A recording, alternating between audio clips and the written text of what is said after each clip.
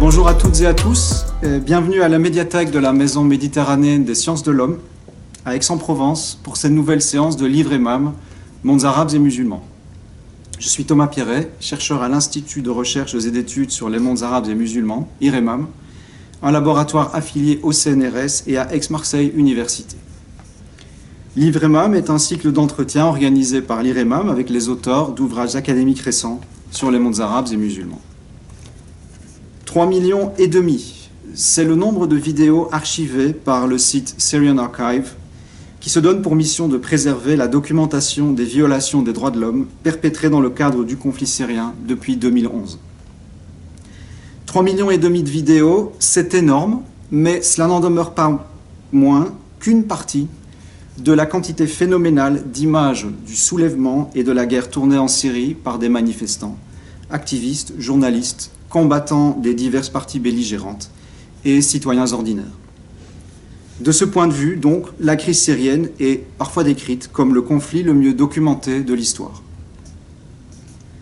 Pour évoquer ce matériau audiovisuel foisonnant et la manière dont il peut être étudié par les sciences sociales, nous avons aujourd'hui le plaisir d'accueillir Cécile Boueix, maître de conférence à l'EHESS, qui vient de publier avec Agnès de Victor de l'Université Paris 1 Panthéon-Sorbonne un ouvrage collectif intitulé « Syrie, une nouvelle guerre des images, de la révolte au conflit transnational », publié chez CNRS Éditions avec le soutien du programme de l'Agence nationale pour la recherche CHAC, de la révolte à la guerre en Syrie, conflit, déplacement, incertitude.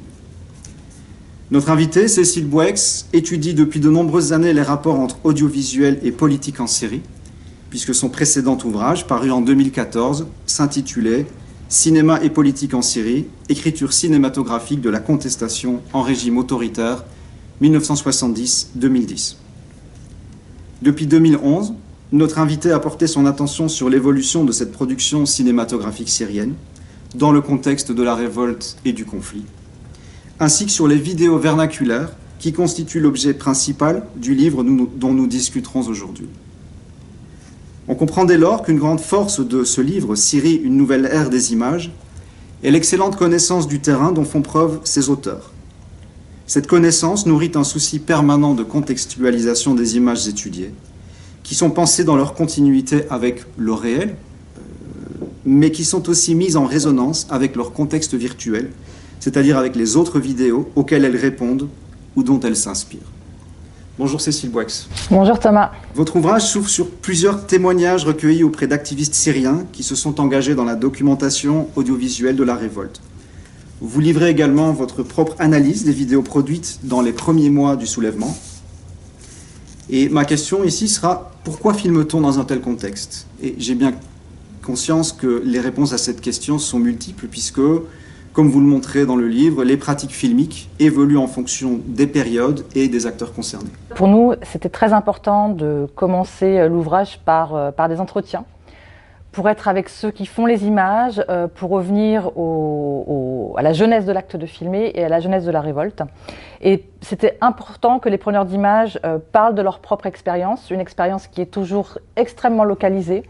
Dans les deux entretiens, il y en a un où l'activiste était à Homs, l'autre était à Kafr Soussé, et on voit très bien que voilà, les niveaux de répression et l'histoire en fait de la révolte n'est pas du tout la même dans ces deux endroits. Et aussi, chacun a un rapport à l'image extrêmement singulier. Ce qu'il faut dire aussi, c'est que ces entretiens, ils ont été très intenses. Souvent, les activistes revoyaient ensemble des images, soit qu'ils allaient chercher sur YouTube, soit qu'ils avaient précieusement conservé sur un disque dur, et du coup, et qu'ils revoyaient voilà, pour la première fois au moment des entretiens. Et quand j'ai demandé, pour revenir à ta question à l'un d'entre eux, pourquoi, lors de la première manifestation à Homs, il avait filmé, il m'a répondu « Je ne sais pas, mais je me rappelle que je filme, mes jambes tremblent et mes larmes coulent ». Donc ces vidéos, elles ont aussi un pouvoir de remémoration en fait extrêmement fort. Et dans cette phrase, en fait, il y a cette phrase, elle dit la peur, la joie de ce moment incroyable qui était inconcevable quelques semaines ou quelques mois avant. Et donc, non seulement il participe à sa première manifestation, mais il ose sortir la caméra de son petit téléphone portable, à l'époque ce n'était pas des smartphones, pour filmer. Et donc filmer, c'est aussi un acte, au début de la Révolution, c'est aussi un acte de défi, puisqu'avant, en Syrie, évidemment, on ne pouvait pas du tout filmer dans la rue sans autorisation. Et donc aussi, c'est une manière de réinvestir et de se réapproprier un espace public qui a été, voilà, pendant des décennies confisqué. Dans l'acte de filmer, il y a aussi cette conscience aiguë de participer à un moment extraordinaire dont il faut absolument garder une trace. Donc au début de la révolte en 2011, l'objectif avant aussi, c'est de contourner l'embargo médiatique imposé par le régime de Bachar el-Assad et sa propagande, puisque il nie la réalité de la révolte, la réalité de la répression, et donc filmer pour montrer l'ampleur de la mobilisation et aussi la brutalité de la répression. Voilà. Et très vite aussi, d'autres usages de la vidéo ont vu le jour. Par exemple, des soldats de l'armée syrienne font défection face caméra, et ce sont des vidéos extrêmement importantes parce que ce sont des témoignages aussi de l'intérieur de l'appareil répressif, où ils vont expliquer voilà, ce qui se passe, qu'est-ce qu'on leur dit, que si jamais ils refusent de tirer sur les manifestants, beaucoup sont des voisins, des proches, on les tue. Donc c'est vraiment des vidéos extrêmement importantes. On a eu aussi tout un tas de vidéos, peut-être qu'on en parlera après, mais d'innovations protestataires faites avec la caméra, donc des performances inédites. Et ce qu'il est important de souligner, c'est que la vidéo, ce n'est pas seulement un acte de documentation. La vidéo, elle accompagne l'expérience de la révolte, l'expérience de l'engagement et de la violence. Et elle participe aussi à l'émergence d'une culture révolutionnaire absolument inédite. Je voudrais aussi dire une chose, c'est qu'au début de la révolte, il y a vraiment une croyance très forte dans l'image. Tout ça a une histoire, c'est qu'en Syrie, en 1982, Hafez el-Assad a perpétré un massacre dans la ville de Hama au nom d'une répression contre l'islamisme, etc. Ça a été extrêmement violent. En 2 semaines, la ville a été pilonnée, il y a eu des massacres, des saccages, et en 2 semaines, on estime un peu le chiffre entre 20 000, 40 000 morts, etc. Donc ça dit l'ampleur du massacre. Et ce massacre s'est produit sans caméra. Il y a très peu d'images qui ont filtré de Hama. Il y a des images après qui ont été prises par des gens d'une voiture, des photos comme ça, amateurs des ruines. Et chez la jeune, donc il n'y a pas de transmission. Hama, c'était un tabou. Il n'y a pas eu de transmission véritablement de cette expérience traumatique. Salwa Ismail en parle très bien dans son livre. Et du coup, chez la jeune génération, il y a cette croyance que finalement l'image va protéger les manifestants. L'image, elle va un petit peu réfréner la violence, cette violence répressive. Évidemment, au bout d'un certain temps, il n'en est rien. On a au contraire un effet de, l'image va accentuer la violence. On peut parler de ça. Mais même après cette déconvenue, les gens vont continuer à filmer. Et ça, c'est quelque chose. Et donc, c'est vraiment pour dire, voilà, la vidéo, elle accompagne chaque moment en fait de la révolte. Elle accompagne aussi la transformation de la révolte en conflit armé. Et c'est pour ça que dans le livre, il y a deux parties. D'abord sur la phase de révolte et sur l'engagement, et ensuite évidemment sur la militarisation et sur comment les différentes factions combattantes vont chacune utiliser l'image et produire des imaginaires et voilà, une culture combattante spécifique à travers les images. On voit dans le livre que très vite la production audiovisuelle des révolutionnaires syriens s'inscrit dans une relation de collaboration, qui est d'ailleurs souvent inégale, avec des acteurs extérieurs. Il y a d'abord des opposants établis à l'étranger, puis des médias étrangers comme la télévision Al Jazeera, des donateurs privés, des gouvernements occidentaux par le truchement de leurs agences de développement média, En quoi a consisté le soutien apporté par ces acteurs? La production et la circulation de ce vidéo ne se fait pas du tout en vase clos. Hein. Il y a toute une sorte d'écosystème, d'économie qui s'organise autour de ça et en relation avec différents acteurs à l'extérieur de la Syrie. Donc il y a une partie de la diaspora syrienne qui a joué un rôle important, notamment dans la formation des preneurs d'images, mais aussi dans l'envoi de matériel pendant les premières années du soulèvement.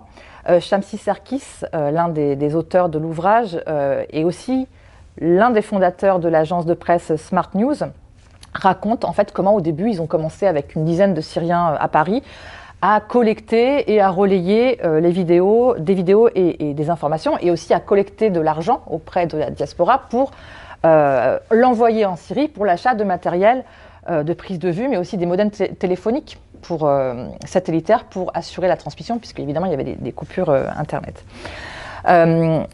Il y a aussi la chaîne de télévision Al Jazeera qui a joué un rôle important. Alors les relations avec Al Jazeera n'ont pas toujours été évidentes, parce que d'une part la chaîne elle a exigé très vite que les correspondants, donc les activistes dont on leur proposait de devenir correspondants pour la chaîne, elle voulait en fait qu'ils parlent à visage découvert. Voilà, selon les critères journalistiques d'authenticité, etc., enfin de véridicité. Et très clairement, elle a mis des activistes en danger. Et puis, donc ça, c'est un des aspects de cette coopération un petit peu problématique. Et surtout, Al Jazeera a complètement imposé ses formats. Et même des manifestations, parfois, qui s'organisaient en fonction des heures de diffusion de Jazeera. Et entre la fin 2011 et le début 2012, Al Jazeera Mubashar diffusait en fait des retransmissions en direct de manifestations. Et en fait, au départ, les activistes ils étaient très contents parce que c'était une preuve d'authenticité. On ne pouvait plus dire que ces images, elles avaient lieu dans des studios à Abu Dhabi ou je ne sais où. Et aussi, ils pensaient que les lives allaient les protéger. Et ça a été le cas pendant quelques mois, jusqu'au jour où le régime a bombardé une manifestation en direct. Et là, il y a eu un basculement et Shamsi Serkis montre justement que finalement, ces retransmissions en direct, elles ont permis au régime de tester le seuil de son impunité et de défier la communauté internationale. Et donc, ça a été, le régime joue aussi avec ces images-là, il teste des choses, les lignes rouges, jusqu'où il peut aller par les images. Et aussi, autre dernier point problématique avec Al Jazeera, c'est que avec la montée en intensité de la violence et des combats, très vite Al Jazeera va plus vouloir filmer de manifestations et ils vont demander aux activistes de filmer des combats. Donc là aussi, il y a très clairement un rôle de cadrage des événements par la chaîne. Mais au-delà de ce cadrage, certains de vos interlocuteurs parlent carrément d'un rôle délétère des sponsors étrangers. Oui, parce que les organisations internationales ont également joué un rôle ambigu. En 2013, les chancelleries européennes commencent à s'intéresser justement à cette production médiatique et elles vont mandater des agences de développement média qui soutiennent des médias indépendants, elles aussi en imposant complètement leur vision du journalisme. Par exemple, il était interdit de parler de martyrs. Évidemment, tous les activistes parlent des gens qui meurent sous les bombardements ou dans les manifestations de martyrs. Donc, le terme de martyr est prohibé.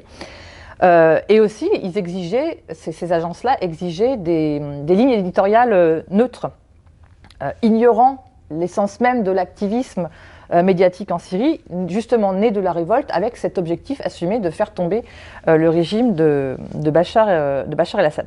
Donc toute cette aide internationale, elle a été aussi basée sur la notion de résilience, qui s'oppose à la résistance, ce qui signifie que finalement que ceux qui doivent bénéficier de cette aide sont des victimes et pas des résistants. Ils sont dans une espèce de forme de passivité. Et en fait, Shamsi Serkis, puisque c'est lui qui en parle, dit qu'en un an, l'action de ces agences de développement média a complètement déstructuré l'activisme en Syrie, en le transformant, évidemment ils sont apportés de l'argent, donc ils ont transformé ça en projet alimentaire, et en produisant aussi des effets de concurrence entre des activistes qui avant travaillaient ensemble. Donc il y a vraiment un effet de démantèlement et de neutralisation politique de l'activisme médiatique par ces acteurs-là. Je voudrais évoquer maintenant un chapitre que vous avez écrit dans le livre avec Emma Aubin-Boltanski, dans lequel vous étudiez des vidéos protestataires réalisées par des femmes dans des espaces privés. Et vous évoquez notamment une pratique assez singulière que sont des sit-ins domestiques. Oui, Atisamat Menzeli, les sit-ins à domicile. Alors c'est une pratique qui a émergé dès 2011. Donc il faut préciser que des femmes ont manifesté, évidemment, qu'elles avaient plutôt un rôle aussi en coulisses pour préparer des banderoles, pour aussi s'occuper voilà, dans les hôpitaux clandestins, etc. ou dans les choses peut-être un peu moins dangereuses, puisque au final, la répression est très forte et elles ont peur de descendre dans la rue, en fait. Et du coup, le sit-in à domicile, donc le principe, c'est un salon dont le décor a été dépersonnalisé. Alors, il n'y a pas d'objet intime, privé, mais on a des banderoles, des drapeaux de la Révolution. Voilà, tout est. Il y a une scénographie en fait très particulière. Et des femmes anonymisées, ça c'est très important, puisque tout le bénéfice en fait de cette action, c'est évidemment d'échapper à la répression. Donc souvent elles parlent très doucement, parce qu'elles n'ont pas envie que le voisin les entende, etc. Donc il y a une caméra, et elles organisent une performance protestataire, donc pour dire leur soutien à la révolution, pour réagir à des événements en particulier. Par exemple, quand Hamza el-Khatib a été torturé et tué, elles ont fait, et le premier sitting à domicile a été fait en réaction à ça. Et des femmes disent « on est toutes les mères de Hamza el-Khatib ». Et c'est de la contre-propagande aussi, il s'agit de montrer que voilà, nous on n'est pas les terroristes, on n'est pas des salafistes. Elles se montrent, alors elles ont le visage anonymisées, mais elles se montrent dans toute la diversité. C'est-à-dire qu'on va trouver des femmes voilées, des femmes qui ont des casquettes, des femmes qui sont en manches, qui ont les bras dénudés, d'autres qui sont plus habillées, etc. Donc finalement, l'anonymisation, elle affirme une identité plurielle, justement pour déjouer ce discours du régime qui voudrait cantonner la révolte, enfin cantonner, il ne parle pas de révolte, mais qui parle de complot islamiste, extrémiste, etc., de salafiste, et pour montrer une image complètement différente des révolutionnaires. Et ce qui est intéressant aussi, c'est que plus on avance vers la violence et le conflit armé et guerrier, ce mode d'action va perdurer. Nous, on a réuni à peu près, on a travaillé sur une 150aine de vidéos, donc c'est déjà énorme. Et ce qui se passe, c'est qu'il y a un effet d'imitation par la circulation de la vidéo. Et en fait, c'est un mode d'action, je pense, qui commence vraiment à Damas et qui essaime après dans toute la Syrie. Et à Salamiyé, des femmes vont très régulièrement produire, elles font la plus grande production de sit-in à domicile, et elles vont faire durer ce mode d'action pacifique jusqu'en 2016, donc vraiment au plus fort de la guerre. Et là, elles vont dire, nous, on en a marre du pacifisme, on veut des kalash, voilà. Elles ont un discours extrêmement guerrier, pourtant au sein encore de ce mode d'action où elles sont dans leur salon, où elles se protègent. Et c'est très intéressant aussi de voir, au fil du temps, comment ce mode d'action s'adapte, comment il perdure aussi. C'était très important en fait pour elles de pouvoir s'exprimer de cette manière. Dans l'ouvrage, les productions audiovisuelles apparaissent à la fois comme un objet d'analyse à part entière, hein, comme vous venez de le montrer, mais aussi dans d'autres chapitres comme une source qui permet de documenter des événements réels, entre guillemets, avec une grande minutie. Et je pense notamment à ce chapitre écrit par Cédric Labrousse sur Abdelbasset Sarraut, donc l'ancien footballeur devenu leader et icône des manifestations, et dont la trajectoire, alors c'est une trajectoire qui est à la fois de son vivant, mais aussi après sa mort en 2019, enfin, la trajectoire de son icône, est lue par l'auteur comme le reflet de l'évolution idéologique plus large de l'opposition syrienne.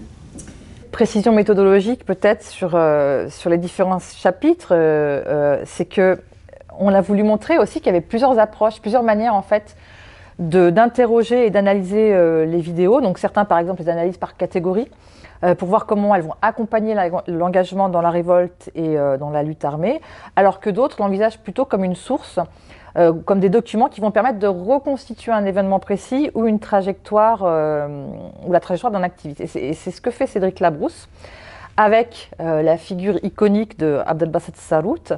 Donc Abdelbasset Sarout est issu d'une famille modeste. Il était gardien de but du club de foot El Karame, la dignité, ça ne s'invente pas, hein, de Homs.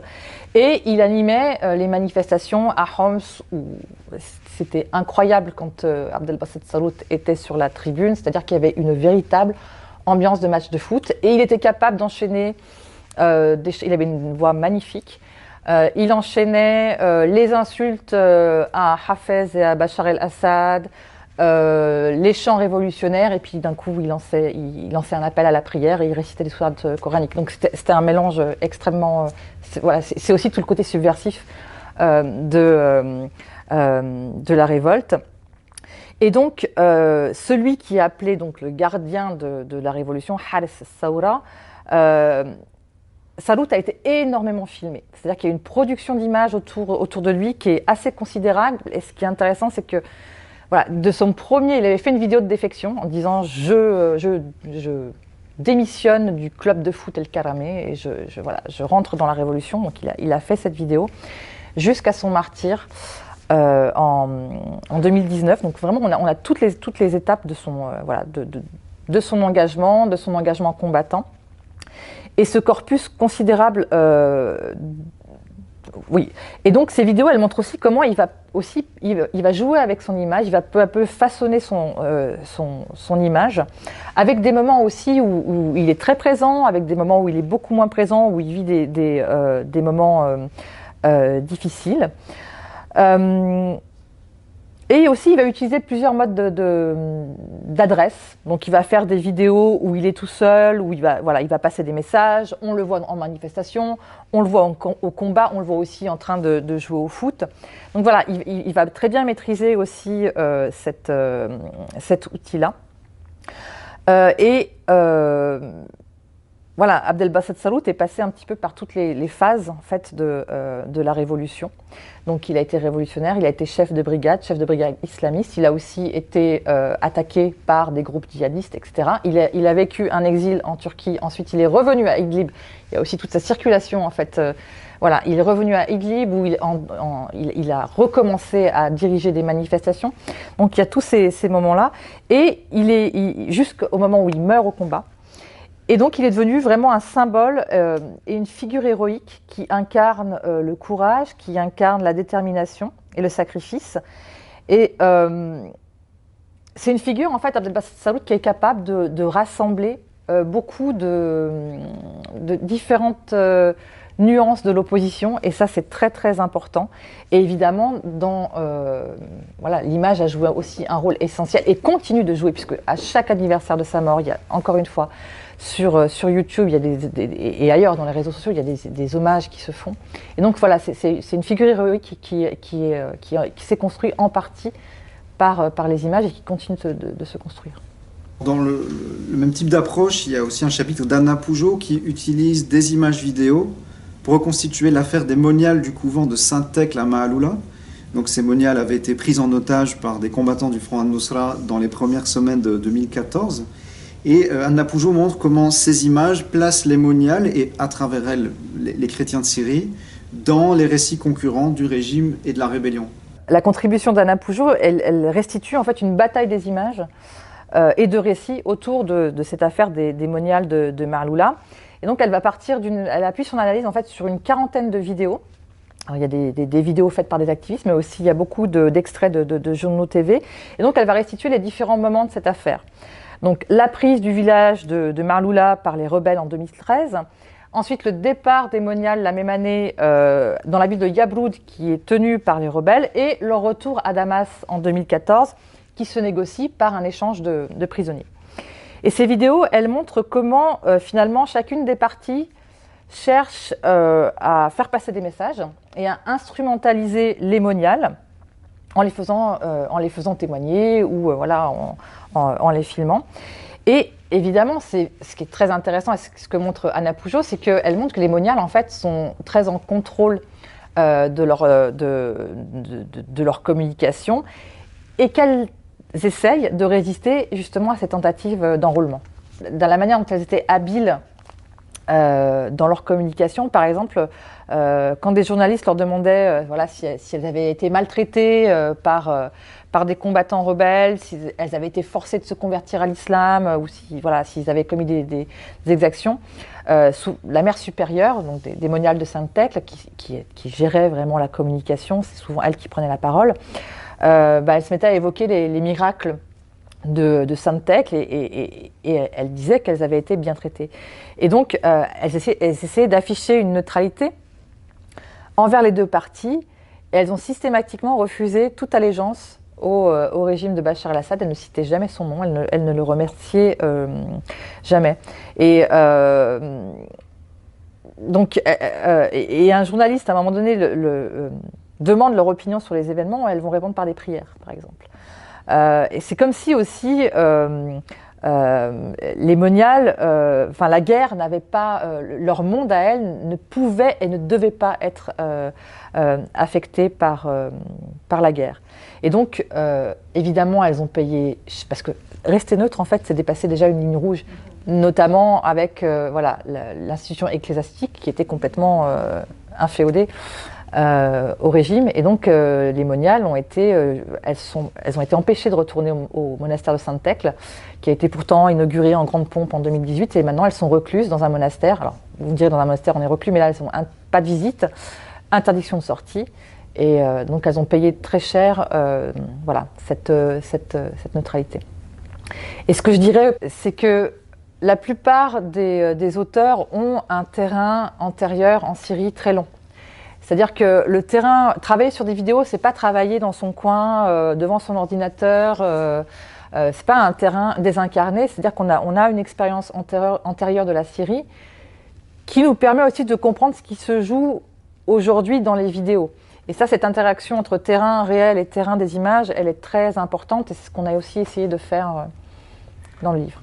Alors je vais revenir maintenant à une de vos propres contributions où vous analysez de manière comparée des productions audiovisuelles des rebelles se revendiquant de l'armée syrienne libre, l'ASL, et de factions djihadistes.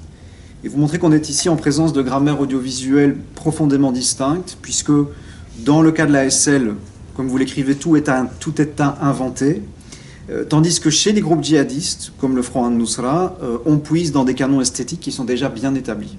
Et les vidéos qui sont produites par les différents groupes combattants, elles rendent compte de pratiques et de stratégies audiovisuelles propres qui vont évoluer au fil du temps et au fil des rapports de force.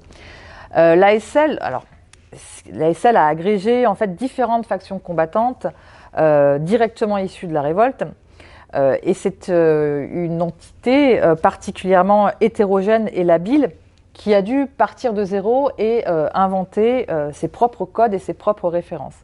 Alors en 2013, au plus fort de son activité, l'ASL comptait à peu près 50 000 hommes. Et comme je disais, c'est pas une organisation unifiée, mais c'est plutôt une constellation de brigades et de bataillons aux effectifs et aux longévités variables. Et donc, la production de vidéos de l'ASL, malgré des tentatives d'unification, est à l'image de cette fragmentation. Et donc, c'est aussi une production très hétéroclite et très disséminée. Il n'y a pas d'entité centrale qui vient dire voilà, ça c'est les vidéos de l'ASL. En fait, chaque faction va faire ses propres vidéos. Et donc la diversité des références, qui correspond aussi à une diversité idéologique, elle est particulièrement flagrante, par exemple, dans les insignes et dans les noms de brigades. Donc certains vont affirmer une appartenance plutôt laïque, en tout cas au début de la révolte, et d'autres plus religieuses, et au fil du temps, ce lexique religieux va évidemment s'affirmer. Et aussi, ce qui est très important, c'est que de nombreux groupes de l'armée syrienne libre affichent toujours, presque systématiquement, un attachement local ou régional. Et tous ont pour objectif de faire tomber le régime. Ce qui est important de souligner, c'est important de souligner en fait ce lien de l'armée syrienne libre avec la révolution. Et justement, les premières vidéos de l'armée syrienne libre sont toujours faites en collaboration avec les comités locaux de coordination.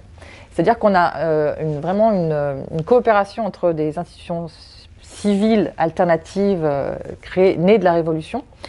Donc les comités locaux de coordination qui servaient à organiser les manifestations à l'échelle d'un quartier et qui avaient aussi toujours une petite cellule média.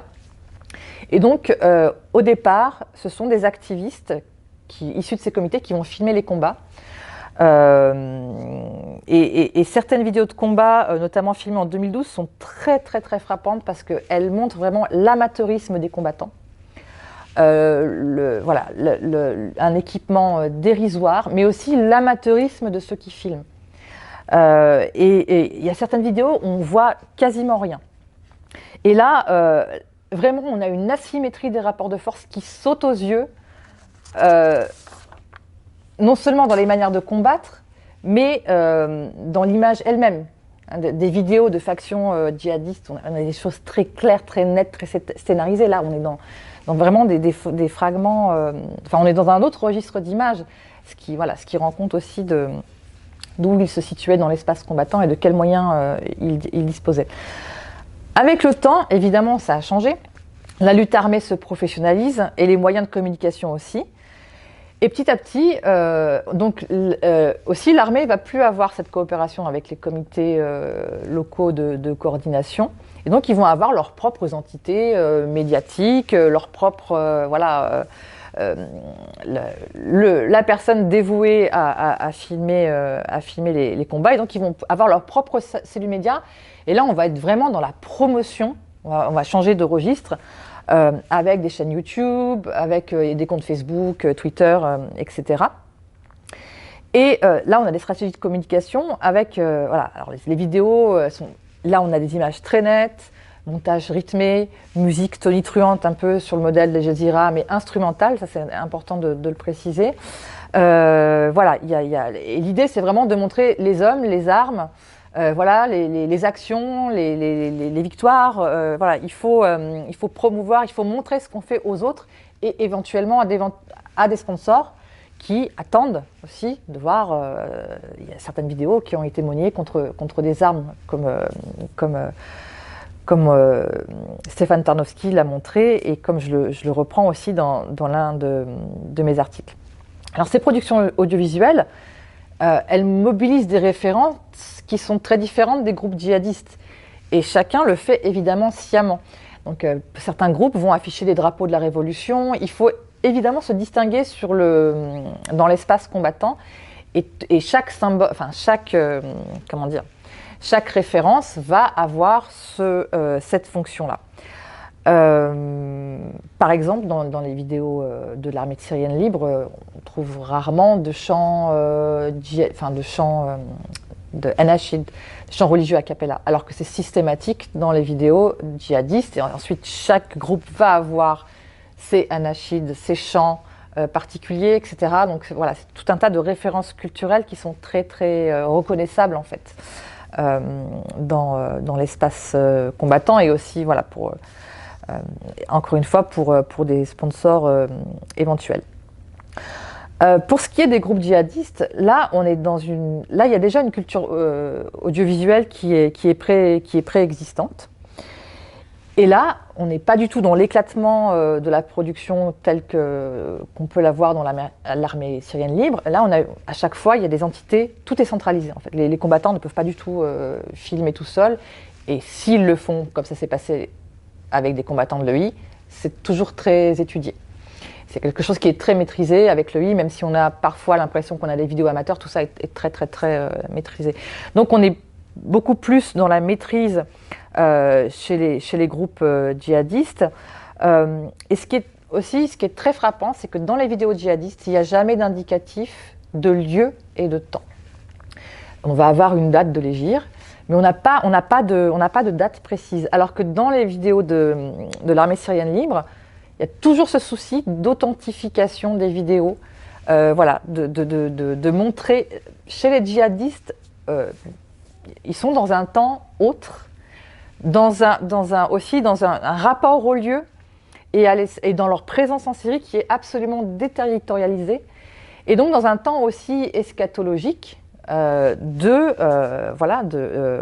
la bataille finale du Cham. Donc on n'est pas en Syrie, on est dans le Cham, qui fait référence justement à la bataille de la fin des temps. Une autre caractéristique des vidéos de djihadistes, c'est qu'elles sont parfaitement désincarnées. C'est-à-dire que jamais on va avoir un preneur d'image qui va commenter ce qu'il voit.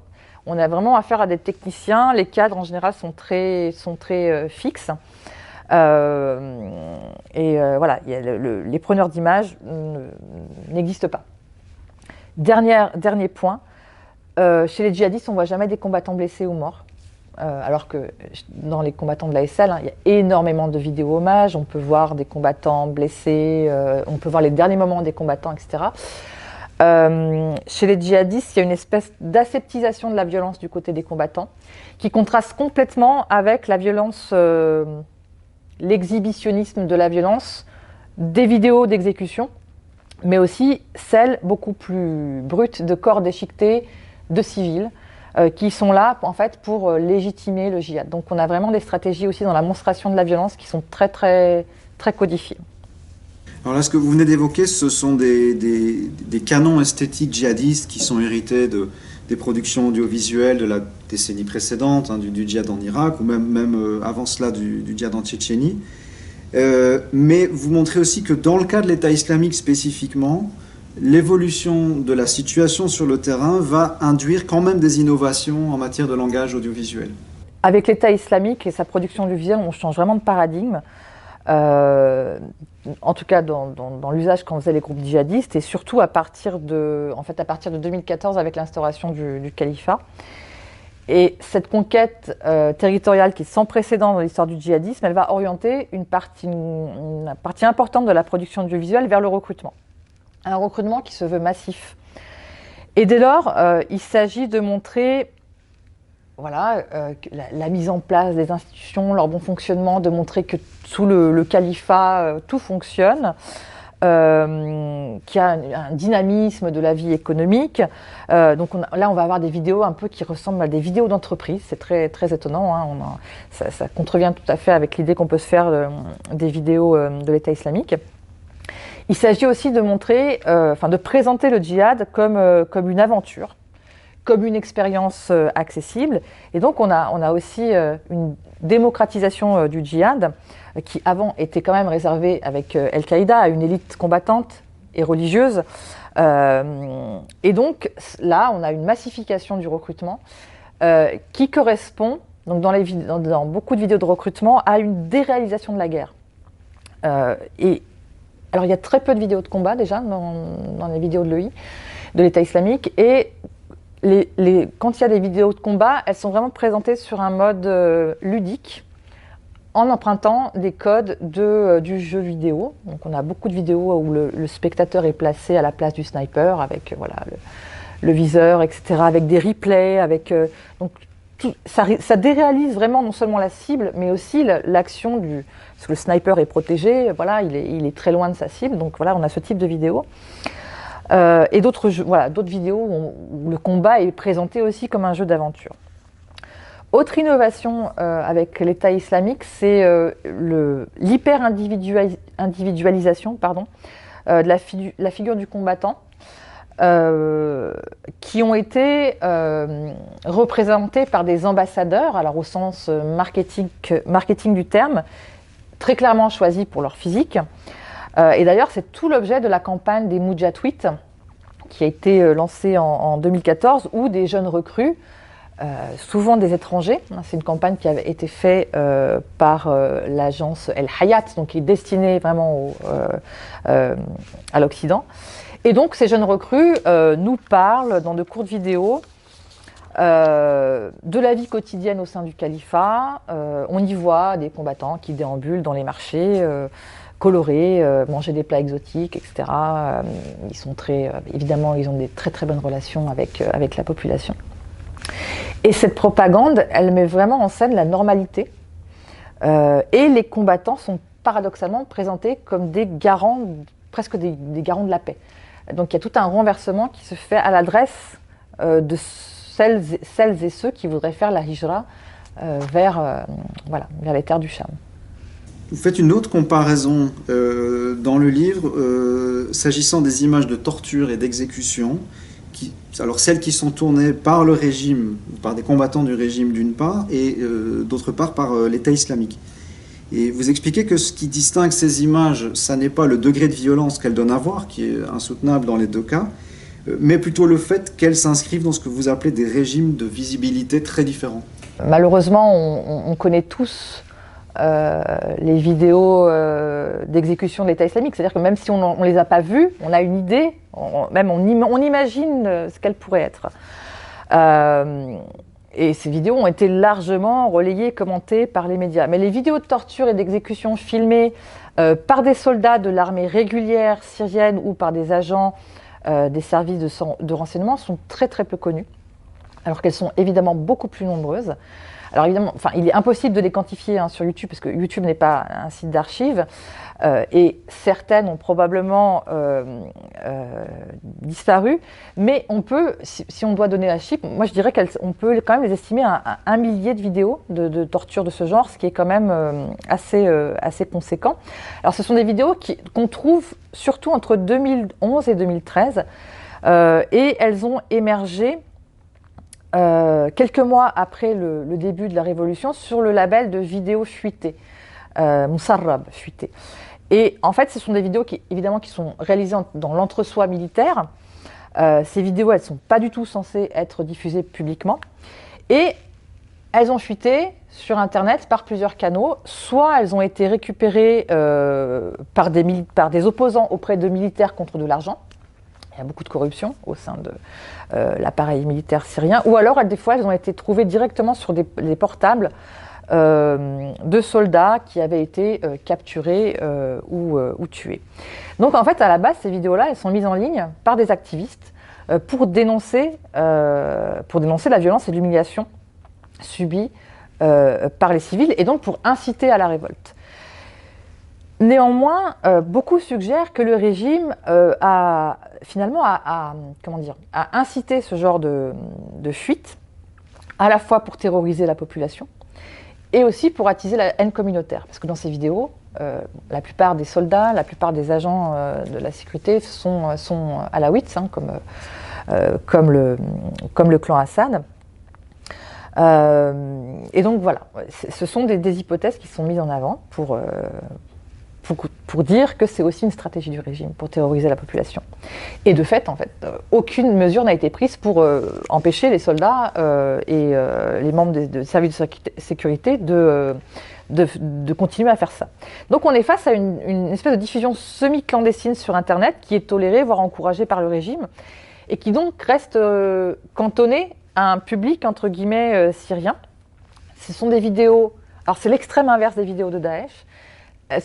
C'est des vidéos portables, des vidéos très pauvres, il n'y a pas de montage, elles sont à peine lisibles, évidemment à peine audibles, on est dans la captation. Finalement, ces vidéos, elles sont vraiment destinées à ceux qui savent déjà ce dont il est question. Et là, on est vraiment dans une transaction intime de la violence entre le régime et la population. Donc ces vidéos, elles ne sont pas du tout destinées à une audience extérieure, et de fait, aucun État qui se prétend État n'a intérêt, évidemment, à diffuser ce type d'image. Et ce qui est très, très, très frappant, c'est qu'encore aujourd'hui, ces vidéos-là, on en trouve sur YouTube. C'est pour dire à quel point l'impunité est, jusqu'où ça va, quoi. Voilà. Et ce qui est très frappant aussi dans ces vidéos, c'est que l'acte de filmer participe complètement à l'économie de la violence et de la cruauté, comme dans les vidéos d'exécution de l'État islamique, qui, elles, sont dans le registre inverse de l'exhibition de l'horreur à une échelle globale. Et là, donc, il y a une stratégie, évidemment, pour atteindre le plus grand public possible. Déjà, il y a des innovations. Chaque mise à mort est une innovation. Donc, chaque mise à mort doit susciter la sidération par sa nouveauté, entre guillemets. Il y a des dispositifs très étudiés de mise en scène, de dramaturgie, etc. Et parfois, les mises à mort, il y a un tel artifice de mise en scène qu'on a l'impression que c'est irréel. Et ça a été le cas, par exemple, pour l'exécution du pilote jordanien, qui a été brûlé vif dans une cage. Il y a eu tout un doute sur est-ce que cette vidéo est un fake ou pas. Et le fake est un principe de viralité et est un principe de circulation. Donc tout ça est extrêmement bien étudié pour toucher le plus grand public possible. Mais c'est pour montrer, quand je parle de régime de visibilité antithétique, c'est pour montrer que les images, la manière dont elles sont faites, la manière dont elles sont mises en circulation, nous disent évidemment quelque chose de ceux qui les produisent. Il y a 3 chapitres dans l'ouvrage qui sont consacrés à des productions audiovisuelles issues d'Iran ou de milices chiites pro-iraniennes combattantes en Syrie, en l'occurrence les Fatimides afghans et le Hezbollah libanais. Et Agnès de Victor montre notamment comment ces productions audiovisuelles se réapproprient fréquemment l'imagerie produite par le camp adverse et plus spécifiquement par l'État islamique.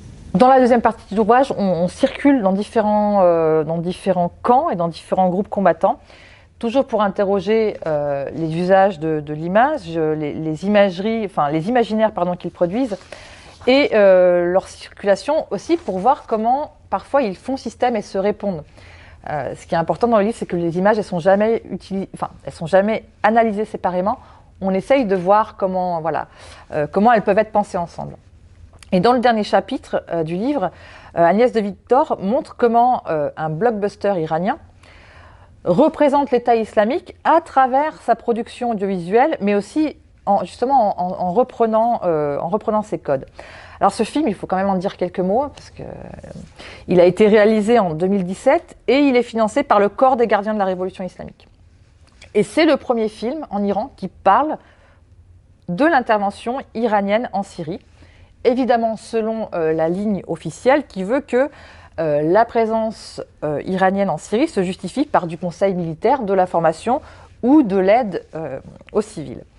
Et donc dans ce film, les recrues de l'État islamique, elles ne sont pas représentées comme des combattants, mais comme des communicants. Et si le réalisateur avait fait le choix de montrer l'État islamique en guerrier, ça aurait supposé aussi que les Iraniens apparaissent en combattants. Chose évidemment qu'il nie. Donc on voit un petit peu le tour de passe-passe qui permet aussi de dépolitiser un petit peu la présence iranienne en Syrie. Et donc l'obsession de l'image par l'État islamique est un motif de mise en scène qui est intégré au film. D'un autre côté, le réalisateur se réapproprie complètement l'esthétique et la dramaturgie des vidéos d'État islamique dans un dispositif de citation et d'emprunt qui sont évidemment immédiatement reconnaissables, comme par exemple les fils de prisonniers en combinaison orange de Guantanamo en prémisse de l'exécution, l'arme blanche pour égorger, ou plus tard, il y a aussi une citation de la cage du pilote jordanien.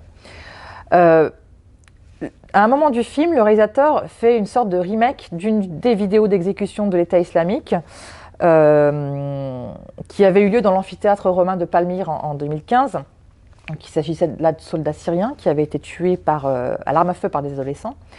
Et là, le réalisateur procède à une esthétisation extrême de cette séquence qui est accompagnée de musique classique, d'effets visuels très étudiés.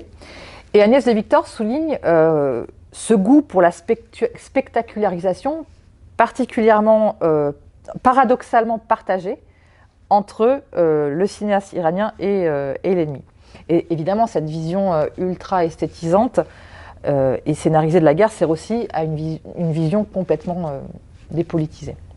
Dans les vidéos du Hezbollah libanais, cette fois, Herminia Chiara-Calabrese souligne que cette fois l'adversaire est invisible, et elle compare ça avec des vidéos antérieures du même groupe où, au contraire, on mettait beaucoup en avant l'ennemi israélien.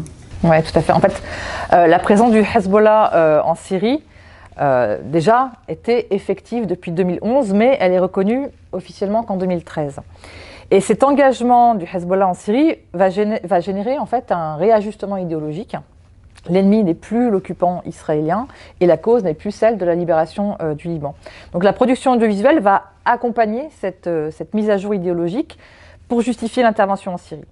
Et le Hezbollah, donc jusqu'en 2014, va mobiliser autour de la protection des lieux saints chiites, comme le mausolée de Saïda Zeynab à Damas. Et donc, dans les vidéos hommages, par exemple aux combattants martyrs, on va voir apparaître systématiquement la coupole du mausolée, alors qu'avant c'était la coupole de la mosquée El-Aqsa à Jérusalem, qui était associée aux vidéos d'hommage aux martyrs tués au combat contre Israël. À partir de l'été 2014 aussi, le discours officiel de justification va changer de registre. Là, il s'agit de protéger le Liban des infiltrations des djihadistes, du Front Nosra ou de l'État islamique. Et donc, l'engagement aux côtés du régime de Bachar el-Assad, évidemment qui combattait aussi et surtout des groupes rebelles non djihadistes, est résumé sous le terme de lutte contre les takfiri, les apostats, un terme très vague et englobant justement pour ne pas désigner un ennemi en particulier. Et ça, donc ce positionnement idéologique va avoir des conséquences sur la production vidéo et Chiara Calabrese montre que ça se traduit justement par une invisibilisation systématique de l'ennemi et les différents combattants des différents combattants rebelles ne sont jamais représentés. Et ça encore, c'est une nouveauté par rapport aux représentations du combat contre Israël où justement le soldat blessé qui abandonnait le champ de bataille était justement un motif récurrent. Vous concluez l'ouvrage, et moi je vais conclure l'entretien par une question qui porte sur la réflexion que vous proposez sur la question de l'archivage de ces innombrables productions audiovisuelles. Et vous expliquez qu'il y a ici des enjeux à la fois technologiques, qui concernent la pérennité de l'archivage des documents, mais il y a aussi des enjeux politiques qui concernent la préservation de ces documents, mais aussi même les conditions de leur production comme archive. D'abord, sur la question des supports, YouTube, je l'ai déjà dit, c'est pas un site d'archives. Tous les jours, il y a des vidéos qui apparaissent, qui disparaissent. En 2017, il y a eu des centaines de milliers de vidéos qui ont disparu parce qu'il y avait un nouvel algorithme qui identifiait des mots-clés censés indiquer des contenus extrémistes. Et donc, il y a eu comme ça des centaines de milliers de vidéos de chaînes d'activistes qui ont disparu. Donc ça, d'une part, et on ne sait pas aussi, finalement, les vidéos, quand elles sont mises en ligne, elles appartiennent à YouTube. Donc demain, YouTube décide de changer les conditions d'accès, tout ça est très incertain. Et puis aussi, il y a la question des supports eux-mêmes. Par exemple, des vidéos filmées au portable Nokia dans les années 2001. Parfois, j'arrive même plus à les télécharger parce que les logiciels de téléchargement ne reconnaissent plus, en fait, ce type d'image. Il y a aussi l'obsolescence des disques durs, etc. Donc tout ça, on est vraiment dans une espèce d'urgence de l'archivage par cette fragilité des supports et de leur matrice de diffusion. Donc ça, c'est quelque chose, c'est ce paradoxe à la fois de la profusion des images et de leur disparition imminente. Donc on est face à ce paradoxe quand on travaille sur les images. L'autre dimension sur la question de l'archive, c'est que depuis, on va dire depuis 2015, il y a eu un redéploiement de l'activisme politique vers ces questions de la mémoire et vers cette question de l'archive. Et en même temps, c'est quasiment un aveu de défaite. Ça veut dire que les images, de tout ce qu'on montre, de tout ce qu'on documente, ne peut pas faire sens au présent. Donc c'est toujours l'archive ici a un statut assez ambigu. C'est quelque chose de douloureux aussi de parler de mémoire alors que le conflit est encore en cours. Il y a toutes ces questions qui se posent, mais on a vu émerger des nouvelles formes d'activisme par l'archive, Tu parlais, Thomas, de Syrian Archive et des 3,5 millions de vidéos qu'ils ont sauvegardées. C'est un site très important qui a développé des outils, qui cherche à transmettre, à authentifier. Alors, ils ont 3,5 millions de vidéos, mais il y a beaucoup moins qui ont été authentifiés. Mais il y a tout ce travail de vérification et aussi de retrouver en fait les preneurs d'images, de faire des entretiens avec eux. Enfin, c'est vraiment un travail énorme, non seulement qui a une importance considérable pour la justice, mais aussi pour la mémoire. Et là, ils sont en train de développer ces deux aspects. Il y a aussi le travail très important de Sana Yaji avec Syrian Creative Memory, où là, on est sur vraiment sur une autre conception de l'archive, sur l'héritage culturel de la révolte, la production culturelle, donc à conserver les traces des pancartes, des dessins, de toutes ces petites actions, de tout ce qui s'est fait, tout ce qui s'est tissé autour de la révolte, et avec aussi une chronologie, un site qui est très, très, très bien fait, et là aussi où il y a toujours ce souci de transmettre cet héritage, de comment, comment on le transmet, par quels moyens, par quels outils, comment on le fait vivre, parce que toujours comment dire, le souci, c'est de ne pas fossiliser ces archives. C'est comment on les fait vivre, comment on leur donne aussi une signification au temps présent. Donc ça, c'est des choses, tout un travail sur la médiation qui est en train de se faire, qui reste à faire sur cette question de l'archive. Et du coup, très clairement, aujourd'hui, la mémoire est un champ de bataille. Puisque du côté du régime, des choses aussi sur l'archive sont mises en place. Il y a des choses qui se mettent en place. Il y a énormément d'enjeux sur cette question de la mémoire qui passe en partie évidemment par les images. Et les images permettent aussi d'avoir des traces sensibles de cette mémoire. Il y a le son, il y a les mouvements, il y a des voix, il y a des émotions qui paraissent par ces images et qui contribuent aussi à façonner cette mémoire-là. Cet épisode de Livre et Mam est désormais terminé. Je vous rappelle le titre du livre de Cécile Bouex et Agnès de Victor, Syrie, une nouvelle ère des images, de la révolte au conflit transnational, paru en 2021 chez CNRS Éditions. Vous pourrez revoir ce webinaire sur la chaîne YouTube de Livre et Mam et le réécouter en podcast sur Anchor, Spotify, Apple Podcasts, Google Podcasts et bientôt d'autres plateformes. Merci encore à Cécile Bouex de nous avoir accordé cet entretien et merci à nos auditeurs auxquels nous donnons donc rendez-vous le 27 janvier prochain. Au revoir à toutes et à tous.